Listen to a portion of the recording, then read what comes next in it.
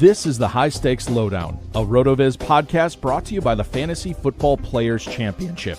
I'm Eric Balkman from the High-Stakes Fantasy Football Hour, the Better Sports Network, and the FFPC.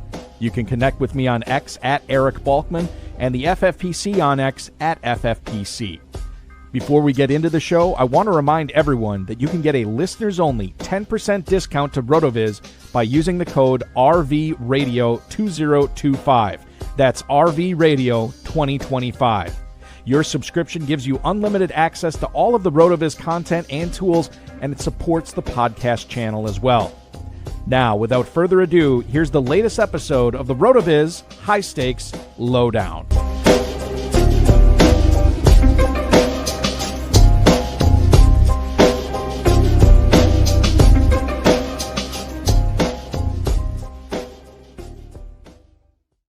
Happy holidays, Merry Christmas to everybody who celebrates. Welcome into the latest episode of the RotoViz High-Stakes Lowdown for Tuesday, December 23rd, 2025, almost to the end of the year, almost to the end of the fantasy football season. My name is Eric Balkman. You know me from the Better Sports Network, the High-Stakes Fantasy Football Hour, and, of course, the Fantasy Football Players Championship. Before we get into the episode tonight, I do want to remind everybody that we do have a couple of games, more than a couple of games going on with the FFPC right now at myffpc.com, including but not limited to the Week 17 Weekly Challenge, which is live right now. There's no draft. There's no salary cap. You're just picking 10 or 12 players, whatever you want to do, if you want to play with kickers and defenses or not. That is live at myffpc.com, one player per NFL team. So if you want Aaron Jones, you can't have Justin Jefferson. If you want Justin Herbert, you cannot have Oronde Gadsden. 10, 30, and 100-team contests available at myffpc.com.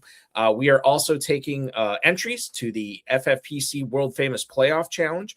$200 will get you eligible for a $500,000 grand prize. $35 gets you eligible for a $100,000 grand prize. So just if you're, just because your season long teams didn't go the way that you wanted it this year, that doesn't mean that you can't crush it and make one last dash for the cash at the end of the season. You can still be a $500,000 at just a $200 entry. Register now, myffpc.com, myffpc.com. Remember to like this video, subscribe to the channel, comment on the video, share with your friends, share with your enemies, and get notified each and every time we go live. Tell you what the schedule of events is this week coming up at the end of the broadcast. For everybody tonight who's watching, I will reintroduce you to my guest who's been on this show before. He is a 10-time FFPC league champ, a great high-stakes fantasy football player in the landscape. You know him as Mankind 777 in the FFPC. You follow him on X at Duke Viveros. Please welcome back to the RotoViz High-Stakes Lowdown, Mr. Duke Viveros. Duke, happy holidays to you, sir. Good evening. How are you? Happy holidays to you, my friend. Great to be on the show again. Yeah, it's always fun catching up. You did a lot of early Rampage Big Gorillas this year. It looked like you had a team in the top 100. Does that? I mean, certainly you could move up the board. Has that team got a shot at the big cash prize this year?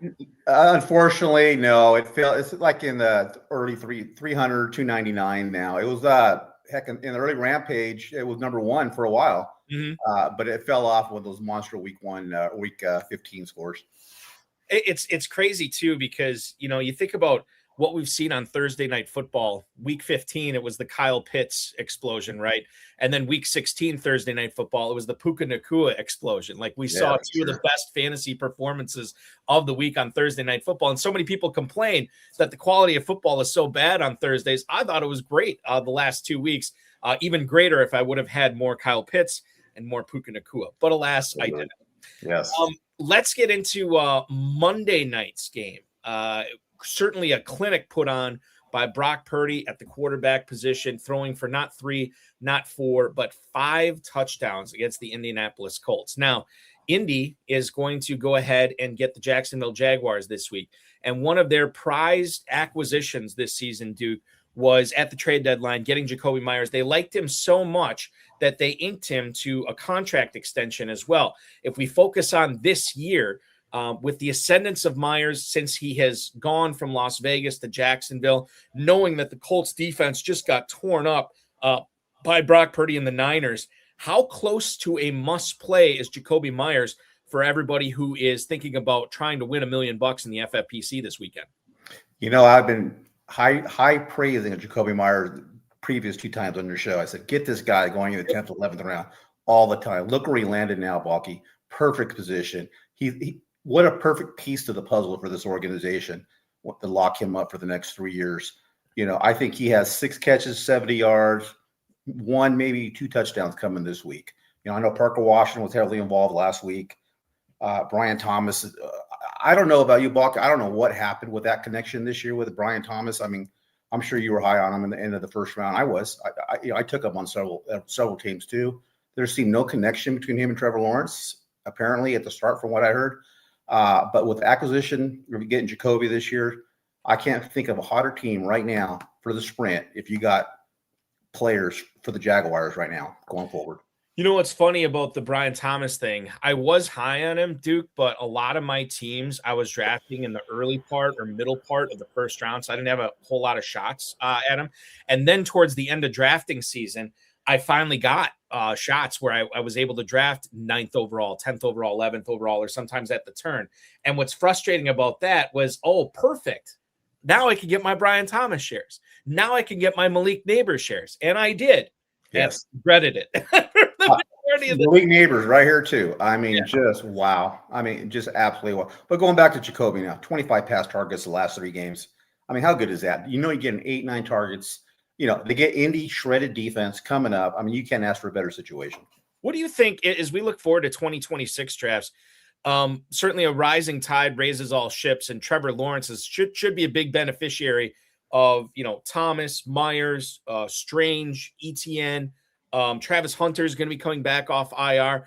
I'm curious to your early predictions on what high stakes players are going to do. Are they going to move one of those pass catchers up the draft board more than others, or do you think it's going to kind of be spread out from draft to draft with so many weapons for Lawrence and Jacksonville?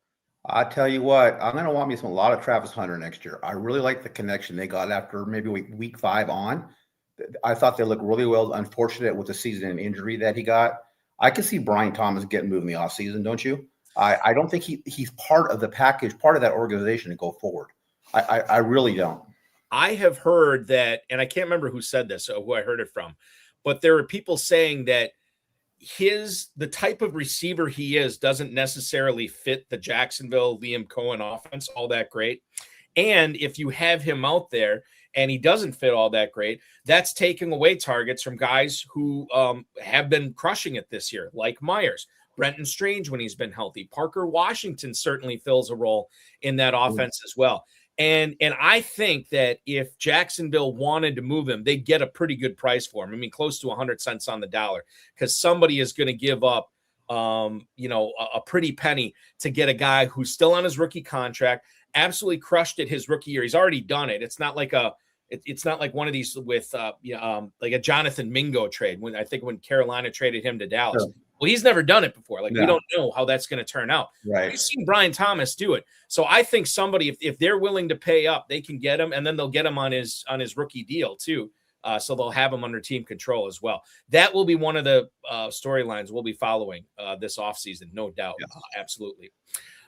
Jacoby Brissett broke the streak of Houston Texans not giving up a top 12 quarterback performance, which he was on a lot of our bench. I know he's on most of my benches that week, 2 weeks ago, and surprised me. And I said, okay, well, now at this point, I'm going to play Brissett no matter what. And then he has the down week last week. Now he gets the Bengals this week, Duke.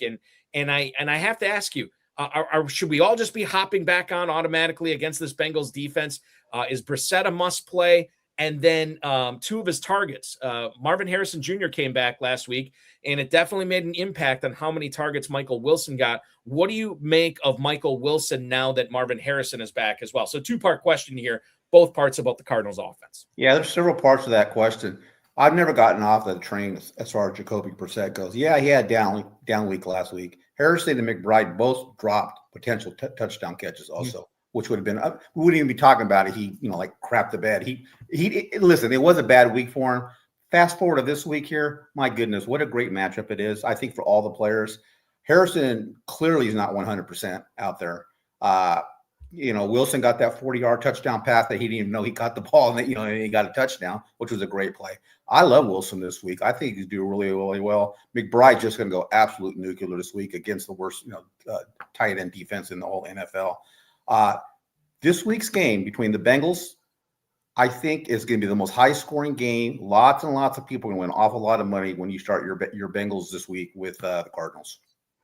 So you love the Bengals, and you also love the Cardinals in that game as well, right? For sure. Okay. I have to look this up. I think I looked this up on the show last night, and I may have forgotten. But that Bengals-Cardinals game is a 1:00 kick. Yeah, 53.5. I think that's the third highest total I've seen all season. The Bengals are 7-point favorites in this game, which should make for Jacoby Brissett throwing his arm out of whack again, because they'll be tossing it so much because the Cardinals love to throw the ball. Marvin Harrison next year, is that a depressed asset that you want to be into? I think you mentioned Travis Hunter, right? People are going to be down on him, not necessarily because of what he did this year, what he didn't do, but because he got hurt. And with recency bias, a lot of us will forget about Travis Hunter, and he'll get pushed down draft boards as a result. Do you envision something similar happening with Marvin Harrison, where this guy was being drafted as a borderline first-round pick his rookie year, fell 3 or 4 rounds this year? Now he's probably going to be falling more next year. Is that a player that you think you're going to be in business with, given that his ADP is going to be the lowest it's ever been in his 3 years in the league? I am not getting off of him, Balky. I think he's super, super talented. I'm still going to be high on him. Unfortunate with injuries, he had drops. He just mental, physical, I don't know. But I'm not going to give up on this guy. He's perfect offense, no defense. He can get a gazillion targets. The big question is who's going to be the quarterback next year. That's going to be massive. But no, I'm still very, very high on Marvin Harrison for next year. I will ask you this too. Something a month into the season, I didn't think I'd be asking anybody, but we have to look at this point when we are setting our lineups for $1 million, trying to win in the FFPC Main Event and the FFPC Big Gorilla.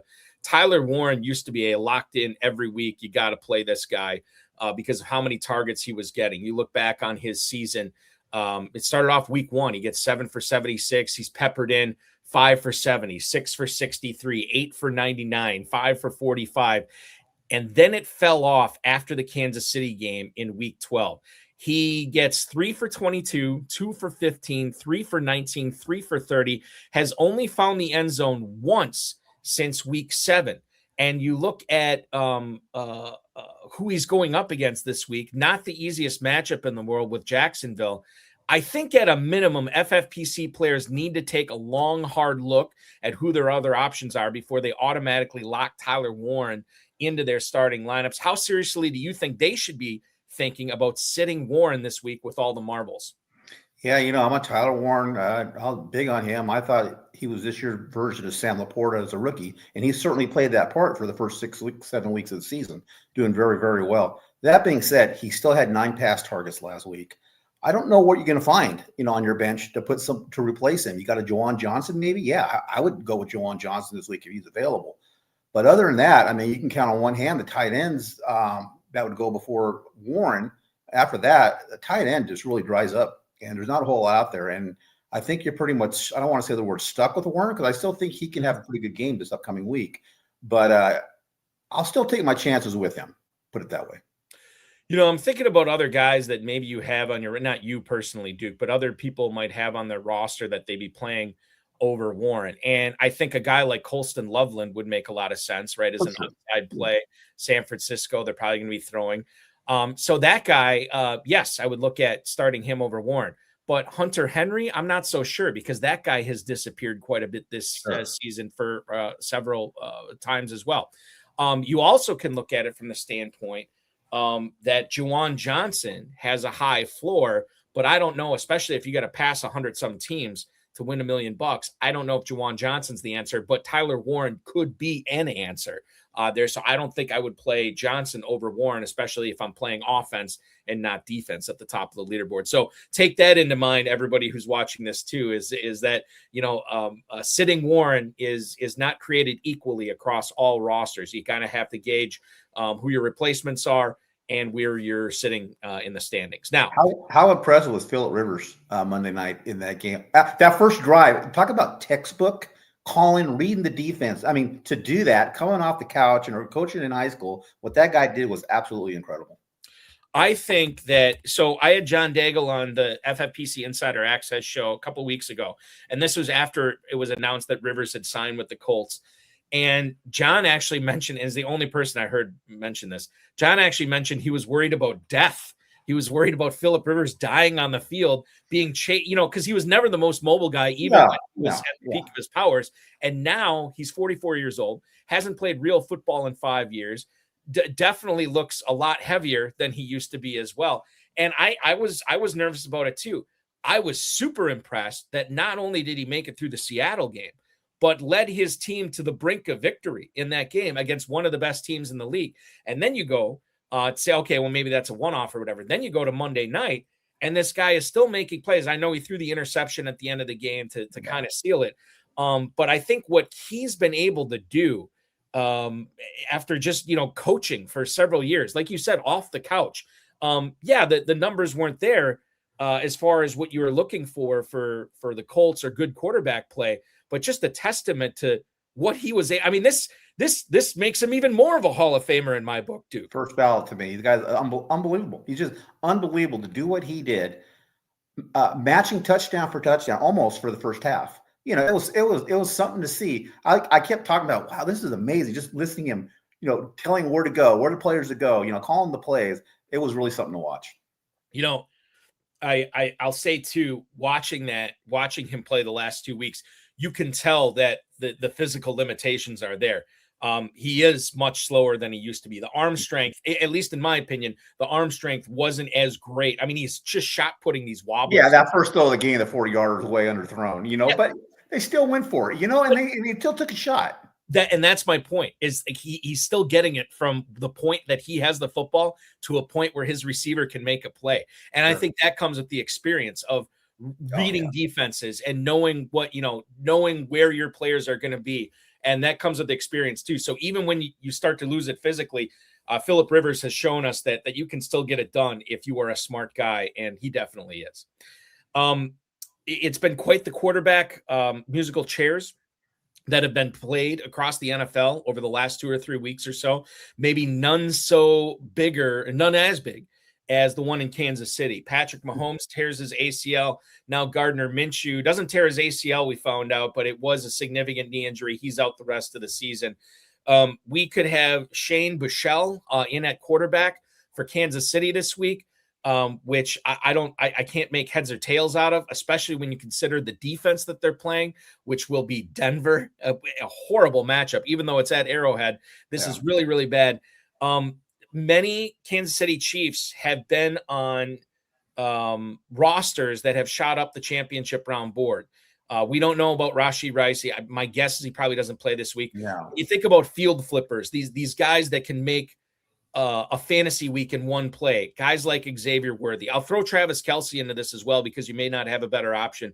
But are any Chiefs worth playing this week? Pacheco did catch 6 passes last week for whatever that's worth. Right. But I mean, just anybody, Kansas City, Worthy, Pacheco, Kelce, what should we be doing with these guys in week 17, given the fact that they're going up against the Denver Broncos? Yeah, that train has left the station. I wouldn't start not one single player in Kansas City Chiefs.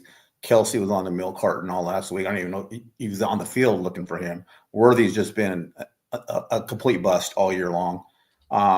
It's just a sad situation. I mean, it's just crazy to think no Mahomes in the playoffs this year. I mean, it's just perennial. That's all you expect. And now the Chiefs, I mean, last week's performance was just abysmal, in Tennessee. It's just a mess. It's over with, and it's just on the next year. I give it to Chris Vaccaro, who is on the co-host of the Fantasy Empire podcast. He said, even though it was the Titans, he said the Chiefs lost Mahomes. They're going to be sleepwalking like zombies into this game. And he was right. I mean, the Titans were up at half. They're up at the end of the third quarter, and then they blow them out 10-0 in the fourth quarter. The Titans beat the Chiefs by 17. What world are we living in?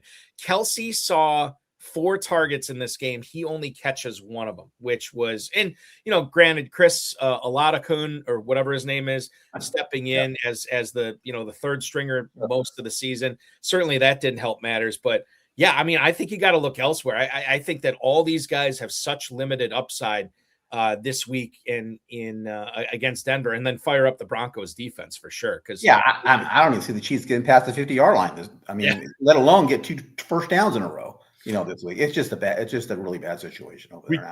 We can find we'll be spending Christmas night with family because I don't know if I'll be watching that Broncos. Yeah, what a disaster! I'm gonna be watching Rudolph the Red-Nosed Reindeer. Be more excitement than that game coming up. Yeah. Let's go with and I've asked a lot of people about this, Duke. I think about last year? Yeah, it was last year. Mike Evans was missing certain games. Chris Godwin obviously missed the second half of the season. There was no Emeka Egbuka in Tampa. And Baker Mayfield is throwing to these, third and fourth string guys, and he's crushing it. Like he's having an absolute fantasy bomb towards the end of the season where he is just putting up numbers, and we don't know how he's doing it, right? So then fast forward to this year, Evans is back, Godwin's back. They have Egbuka on the team. McMillan's back. The ground game with Bucky Irving now, he's back. You have Cade Otton as well. He should be firing on all cylinders, and he's not. I'm curious as to what your diagnosis is as far as what's wrong with Baker Mayfield right now. And depending upon how you feel about Mayfield, how do you feel about those guys I just mentioned, given that they're home against the Dolphins this week, who just let the Bengals put up 45 points against them? Wow. That to me is my biggest miss. You can say I was just so high on them this year. After 3-4 weeks, Abuka's number 3 in fantasy wide receivers. They're talking Mayfield potential MVP season. Mm-hmm. Mayfield gets a little injury. Abuka pulls a hamstring.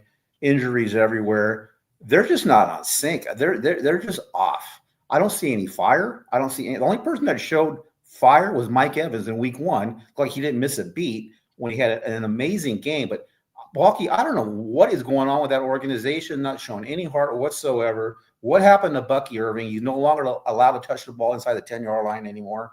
Mm-hmm. I just don't know what's going on with that organization. All that being said, this week, can you get a better get-right game this week? They're still in it. I'm going to go do it one more time. I'm going with Baker and Mike Evans' explosion game this week as it was last year. And a lot of people won championships with that combination of Baker and Evans last year. I can see that happening again this week. Do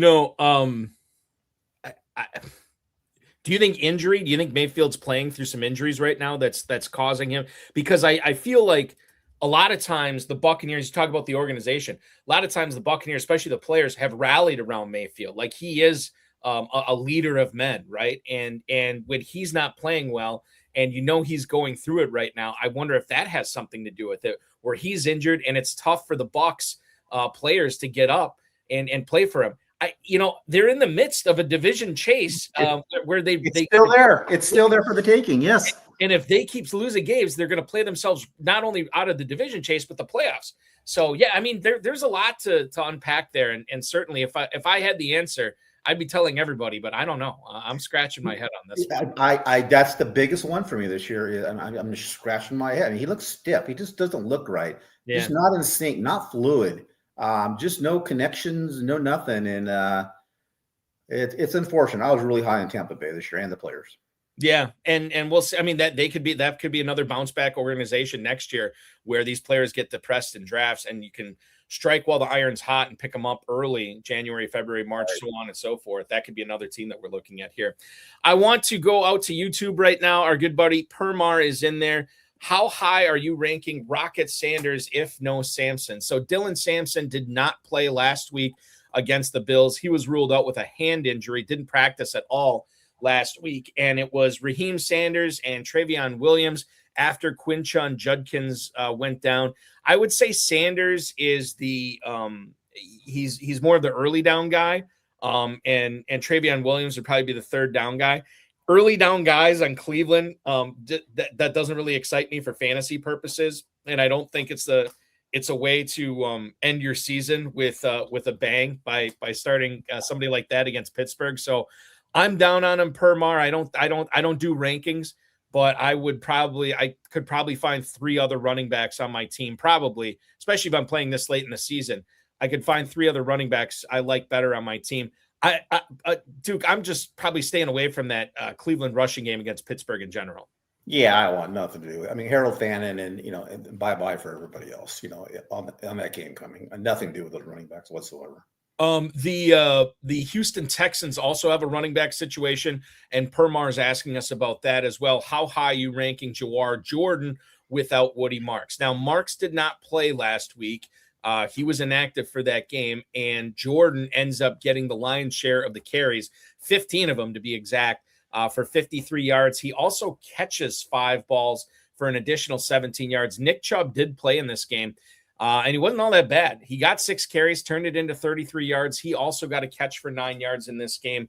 That was against the lowly Raiders, which, quite frankly, they almost lost to, which is crazy. Wild. That was wild last week. Yes, for sure. Yeah.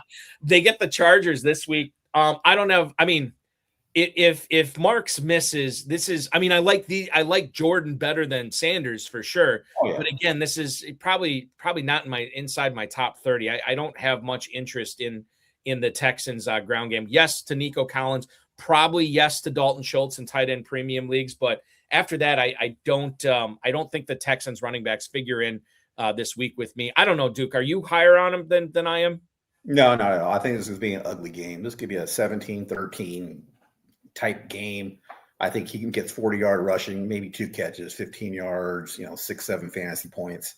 Chargers, they're playing really, really well, and no, there's nobody on Houston that I like at all this week. Both teams playing on short weeks as well, with the Texans the Texans and Chargers going off on Saturday afternoon too. We got another question here. Tom Smith, quarterback question. Justin Herbert or Jalen Hurts? Leaning towards Hurts as of right now. Jalen Hurts is at Buffalo this week. Justin Herbert is at home, like we just said, against the Houston Texans. I think I'm with Tom. I think I'd be playing Hurts over Herbert. How do you feel about it, Duke? Yeah, to me, that's a no-brainer. You go Hurts. Yeah. Houston's nasty. Their defense is nasty, and Hurts, I like it. I mean, he can do well against Buffalo, even in cold weather. I Hurts all the way on this one. Yeah, it is. That's a good thing to remember too. Cold weather team coming into Buffalo, they should be used to it. Total on that game is only 43.5, which is a little surprising. I think I like the over there. And then Justin Herbert, that game on Saturday against the Texans, that's even lower. That's a 39.5 point total in that game. And you're right about, the Houston defense obviously playing a huge role in that total as well. So there you go, Tom. Good luck with you on that. Or good luck to you on that. George Kittle hurt his ankle last night on Monday Night Football. And we don't know we don't know exactly what's going on. The Niners don't know exactly what's going on as far as his availability. Jeremy Fowler from ESPN reported that it is a mid to low ankle sprain right now is what we're looking at for George Kittle. So we'll find out more tomorrow. We'll find out more at the end of the week as well to see if he's likely to suit up. The Niners, remember, are still in play for the number 1 seed in the NFC. So they definitely want him out there and try to beat the Bears to increase their chances at that number 1 seed. But this is not a George Kittle question, Duke. It is a Juwan Jennings question. If Kittle is out, is Juwan Jennings a must play against that Chicago secondary? Christmas morning when the kids come down and want to see the present underneath the tree, I want to see Juwan Jennings underneath this tree on this way. I'm telling you, Balk, I see 7 catches, 100 yards, maybe 1 or even 2 touchdowns this week. Give McCaffrey his $75 million touches that he's going to get. Yeah. But my goodness, Juwan Jennings this week, I really, really love him a lot. Jennings ended up, and granted, I know that Kittle got hurt early. Well, he still put up good numbers in this game. Kittle had 7 for $115. But even with Kittle doing that, Jennings still went 5 for 71. He does get in the end zone here as well. That's with Christian McCaffrey catching 6 balls as well. So I'm with you. Like, this could be wheels up. And I don't expect Pearsall to be back this No. And you remember, Jennings almost had a goose egg that first half. He did absolutely nothing. Yep. Mm-hmm. He did everything in the second half. So it's going to be just high scoring. I really like. I don't know about high scoring, but Jennings is going to have so many targets. I see a big game coming up this week with him. You can definitely beat the Bears deep on big plays. And this is a total featuring 52.5, and the Niners are only 3-point favorites. So this could be like a quasi shootout too, which would obviously increase the possibility that Jennings is having a big game as well. So yeah, I like the call there. Must play is it's tough for me to say because, every team is different, but I think he's pretty close to must play on a lot of teams for what could be a banger of a Sunday night football game in Santa Clara. We had another, I'm going to go back. I'll flash this up on the screen. Tom Smith posted, with DK Metcalf not playing, Jaylen Warren and Kenneth Gainwell could have big games again. And a big game is they both had big games this past weekend, which is what Tom's referring to. If you go back to that Steelers-Lions game from Sunday afternoon and you look at the box score, Jaylen Warren carried 14 times for over 140 yards, 2 touchdowns. He also gets 2 catches in this game.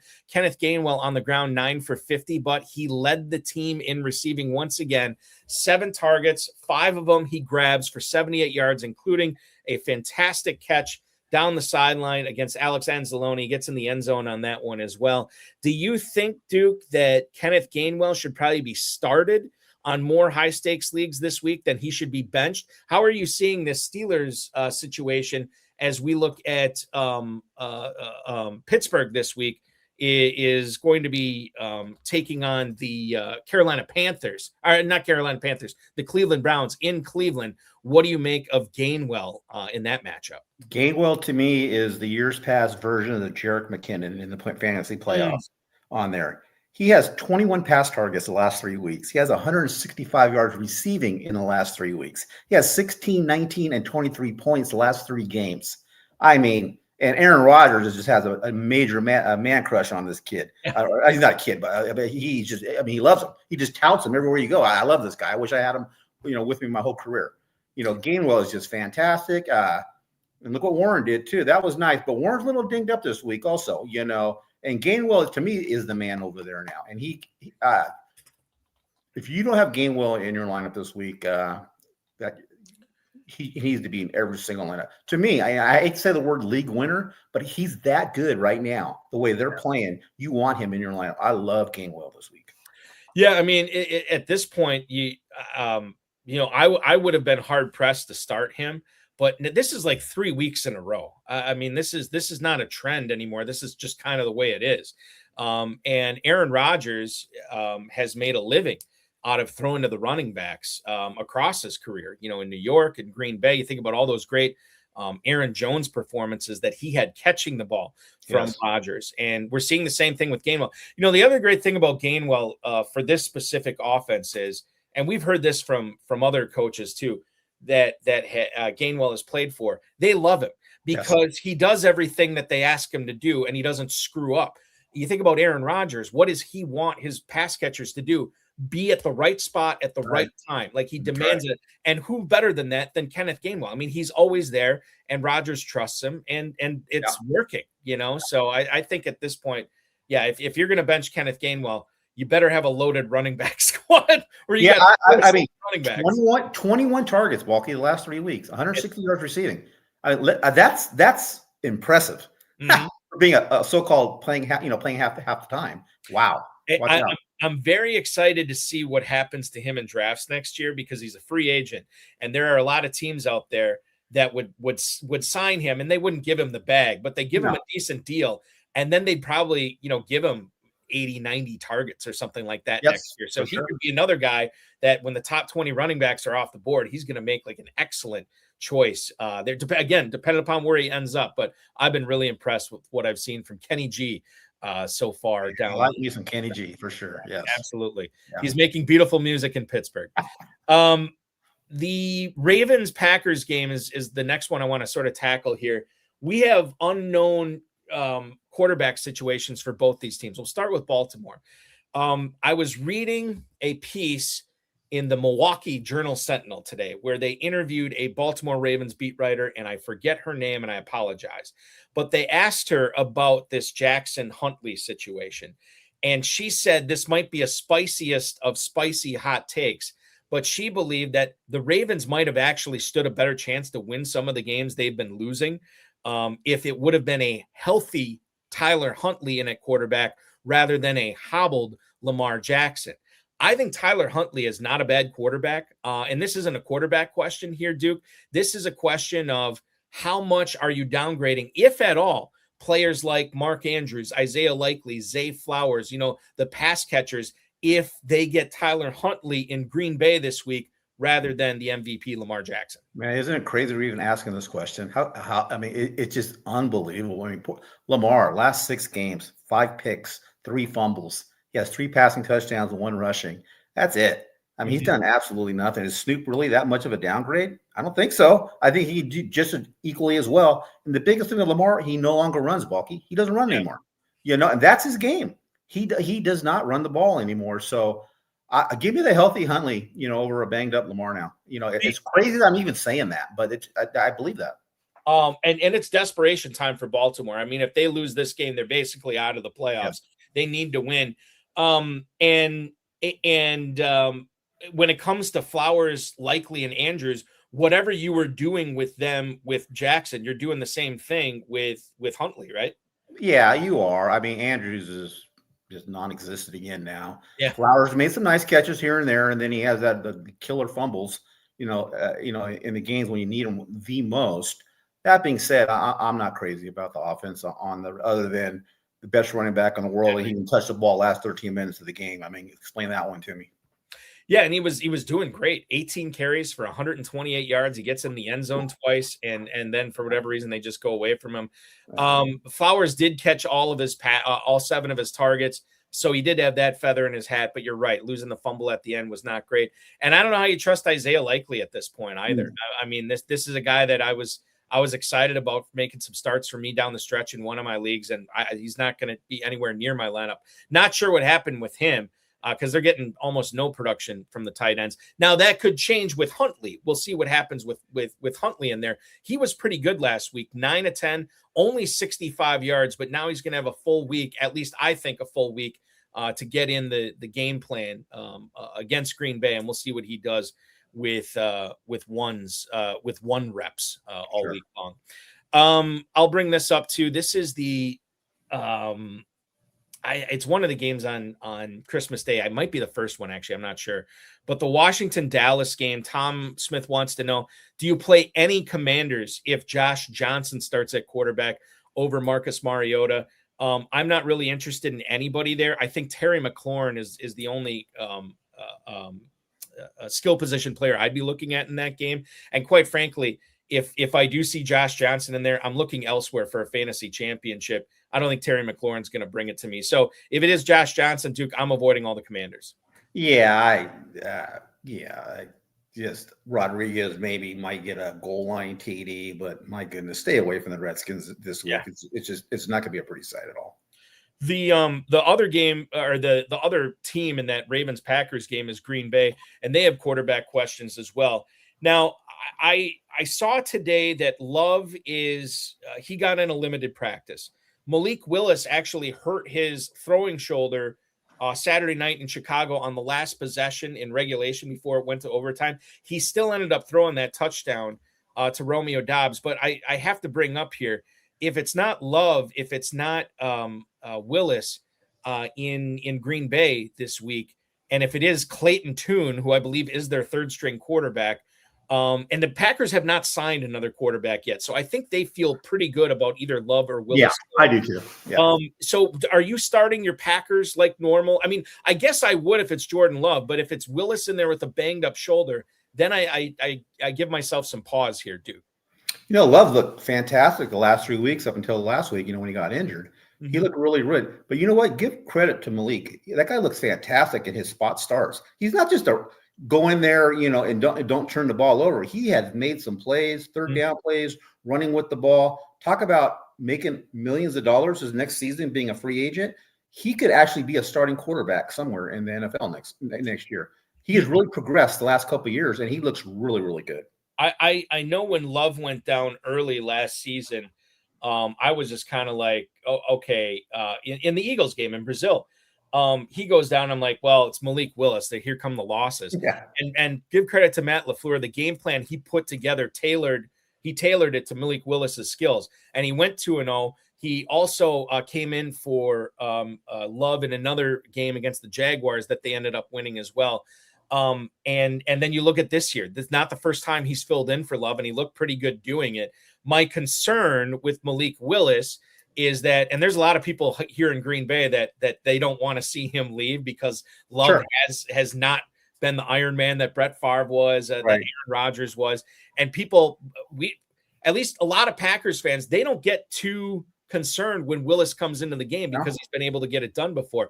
My concern with Willis is it's the Jets or somebody like that gives him a bunch of money, and he doesn't have the coaching of Matt LaFleur. He doesn't have the weapons that he did in Green Bay. And it could end up being bad. Arizona is another place I've heard mentioned for him next year too. And I don't want to see that, although he would have some pretty good weapons there. Yeah. No, I don't either. Yeah. I mean, I can't think of a really good spot for him to land at where he's going to really, really go off and say, you know what, I got to get Malik Willis on my team. Mm-hmm. But my goodness, the guy's done fantasc. We'll wait until next year. That's 9 months from now. That's down the road. Yeah, we'll worry about that. When that time comes. In the game this weekend, if Josh Jacobs, if he doesn't, and there's talk that they might rule him out this week just to give him a week off. The Packers really only need to win one game to get into the playoffs, and I don't know how much they can increase their seeding. If they do win their final two games and the Bears lose their final two, then I think the Packers would probably get that 2 seed, which would be attractive. But Jacobs to me looked very ineffective. Last week, he fumbles inside the 5 on 1st and goal. And Emmanuel Wilson, since that fumble, he was the guy that played down the stretch, and he played pretty well. If Jacobs misses this week, do you have to find a way to shoehorn Emmanuel Wilson in your lineups against that Baltimore defense? Absolutely. He's going to be a 3-down back. He'll catch some balls for you. He'll get the TDs for you at the goal line. He's a fantastic play this week, 100%. Yeah. Just go with the healthy guy. He's got talent. Go with a healthy guy here. And that's, to me, that's pretty simple. Would you, well, I'll tell you what, I'm not even because we're recording this on Tuesday night. There's so many different ways we can go with it. I don't want to go down every single possibility, but I will be doing a show on Friday with Farrah Elliott. I'll help you out on that one, viewers, as far as what we know about that Packers running back situation. Okay. One final question here for you, Duke, tonight. And I don't know how cute we're going to get with this, but there are certainly players that are, like you mentioned, you got a couple of teams in the 300s in the Big Gorilla, and you're trying to move up as much as you can. Probably can't win the whole thing, but you're trying to move up as much as you can to win some cash there. Is there a sneaky start that has a big spike week coming in week 17 that FFPC players need to get in their lineups? And maybe there's a stud that you've been counting on all season that you should not count on this week and should put on your benches. So both ends of the spectrum here, Duke, who are those players for you? I'm telling you right now, Ramondre Stevenson. He is, for one reason that you can still have him on your playoff team. I can't think of a better, with Henderson likely out with the concussion, Ramondre, the Jets. I mean, back up the Brinks truck, baby. That guy's going to have a monster game this week coming up. Go ahead. Yeah, just real quick. Ramondre Stevenson is at the Jets, and I think people are going to have a difficult time trying to figure out, like, okay, I've been going with Bucky Irving all year. Do I sit Irving in favor of Stevenson? Yes. Do I sit? What about Jaylen Warren, a guy who's been red hot? Yes. You'd sit Jaylen Warren. Okay. Yes, without thinking twice. Now, here's one. What about Josh Jacobs if he's active, or Ramondre Stevenson? Ramondre Stevenson. Oh my God. Okay. That is how high I am this week. He's going to eat, Balky. He is going to eat and eat and eat. He's going to get him. Ramondre Stevenson over RJ Harvey against the Chiefs. It's a discussion, but I'm going. Yeah, I'm still going. I'm still going him. Yes. Stevenson or Derrick Henry at the Packers? I'm going Stevenson. I can see Green Bay packing the box. Stuffing up Henry. Henry might get 60, 80 yards. He needs to fall in the end zone one time. Ramondre can get 2 touchdowns, 100 yards, 4 or 5 catches this week coming up. 2 more. Javonte Williams has been bothered by this neck injury. He's been ceding more and more touches to Malik Davis. Would you bench Javonte Williams for Ramondre Stevenson? 100%. Yeah, he's going the other direction now. Okay. Javonte, yeah, for sure.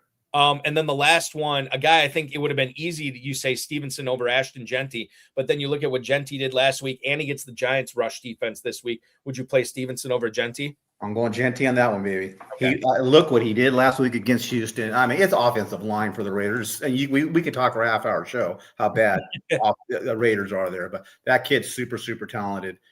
Keep throwing those little passes. Give him the ball. He's electric. I think it's going to be very telling. Not telling, very exciting if the Raiders utilize some early round draft capital on some offensive linemen, or maybe sign an offensive lineman in free agency, because it just might be that little bit that Genty needs to go from being like a borderline, top 20 running back every single week to a locked in top 6 or something like that, So hopefully the Vegas Raiders do the right thing and get Genty some protection, as well as a quarterback. That helps too. For sure. A stud that you're looking at sitting that is probably going to be disappointing people this week, Duke. Anybody on that list for you? Yeah, he was major disappointing for me last week, and I think it's going to continue, and that's going to be Nico Collins this week. Oh, okay. I think he has a very tough matchup. I don't know what CJ Stroud, he passed for 187 freaking yards against the Raiders last week, and he looked terrible, Balky. I mean, he looked terrible that whole game. I mean, thankfully they're playing the Raiders, or any other team in the NFL probably could have beat them last week. That's how bad Houston played last week. So, yeah, I'm not big on Nico this week. I can see 4 or 5 catches, 40, 50 yards, maybe right around there. But I don't see any high upside for Nico Collins this week. That's basically what he did last week. He gets exactly. And he had the big catch at the end of the game, if you remember. Yes. Yeah. Take that away. He had 5 points the whole game. Yeah. It's basically And Stroud gets him 9 targets. I didn't see all the targets. I'm guessing that Stroud wasn't exactly the most accurate on all 9 of those targets. He only catches them 4 of them for 59. You mentioned the big catch at the end of the game too. And now he goes to Los Angeles to play in a game that we already talked about. That's sub 40 as far as the point total goes in that game. So yeah, I could see Collins disappointing this week as well. A guy who never disappoints on this show is one Duke Viveros, at Duke Viveros on X. I didn't even ask you, how's poker going for you this year? It's been a very good year. I just came back from the win 3 days ago. I was there for 6 days. I got 2 cashes out of 7 events. And I'll be back in a couple weeks, back in January, doing it again. Back in Vegas playing? I'll be in Los Angeles. It's called the LA Poker Championship, and it goes on for about 6 weeks. I will be in Vegas December 4th through the 9th, playing at Planet Hollywood, and at the Wynn, also playing in some tournaments there. In 2026, December? In 2 weeks coming up, yeah. So January. I'd say December. I'm sorry, January. Yeah, January. Okay, got you. Well, January 4th through the 8th, I'll be at Planet Hollywood and the Wynn. And when I get back, I'll be in LA for about 6 weeks. You are a busy man at the poker table. May the cards be hot, and may the ball bounce your way in week 17. The 10-time FFPC league winner Duke Viveros joining me this week. Happy holidays, Merry Christmas from me and mine to you and yours, Duke. Good luck this week, and we'll talk again soon. Merry Christmas to you. Thank you very much. I appreciate it. You got it. That's Duke Viveros, ladies and gentlemen, hanging out here on the RotoViz, the holiday edition of the RotoViz High-Stakes Lowdown. Always good to catch up with Duke. That's going to complete our show, ladies and gentlemen, tonight. I want to let you know the FFPC Weekly Challenge is live right now. myffpc.com is where to go. 10, 30, and 100 team contests. You can play with kickers and defenses or without kickers and defenses. You can win up to $2,500. No draft, no salary cap. Just pick your 10 or 12 players in there at myffpc.com. And while you're there, make sure you're registering for the FFPC World Famous Playoff Challenge, which we're taking registrations on right now. You could start building your lineups once the playoffs have been, the seeds have been announced and we know who's in and who's out. myffpc.com is where to go and square away those entries right now. $200 will get you eligible for a $500,000 grand prize. $35 will get you eligible for a $100,000 grand prize. So make sure you're checking that out. myffpc.com, myffpc.com. Just because the season didn't go the way you wanted doesn't mean that you can't be winning $500,000 before this season is done. So that's what's going on there. As far as the rest of the week goes, so obviously Christmas Day is Thursday. We are not doing an FFPC Insider Access show this Thursday. We did one last night, which you can go back and watch. It was myself and Player Profilers own Bradley Stalder, the host of the Stack Hunters show on the Player Profiler Podcast Network. We hung out, we watched the Niners and the Colts go at it. We also talked a lot about Week 17 and some stuff for the Best Ball Leagues that are going to be starting with the FFPC here in the next couple of weeks, and how you can get ahead of the game and make sure you're getting the players you need to get on your rosters for 2026 championships at a discount right now. That is available on the Better Sports Network, as well as all the FFPC socials in case you missed it. And then obviously we're doing a show this Friday night, the High Stakes Fantasy Football Hour with myself and Farrell Elliott, which we will have another special guest on 10 p.m. Eastern time this Friday, the day after Christmas. We'll talk about the Christmas Day games from Thursday. We'll also preview the Saturday games and the Sunday games as well. So you'll still get your HSFF hour this week. And we're not going to leave you out on that on a holiday week. We'll still give that to you. So for Duke Viveros, I'm Eric Balkman. This has been the RotoViz High-Stakes Lowdown. Happy holidays, Merry Christmas, Happy New Year to everybody out there who is watching, listening to this show, streaming, downloading, what have you. We will talk again very, very soon here next week. At 10 p.m. Eastern time is the next time this show will go live, but we will go live Friday night at 10 p.m. Eastern. Be good, everybody. Have a happy holiday season. We'll talk with you soon.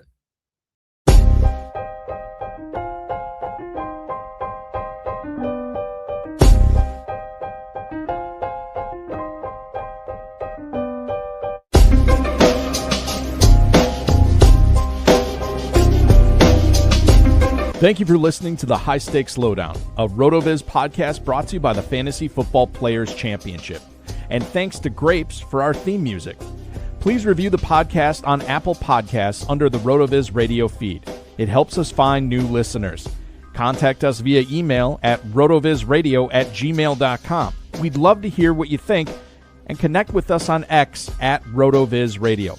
Remember, you can always support the show by subscribing to RotoViz at a 10% discount using the code RVRadio2025.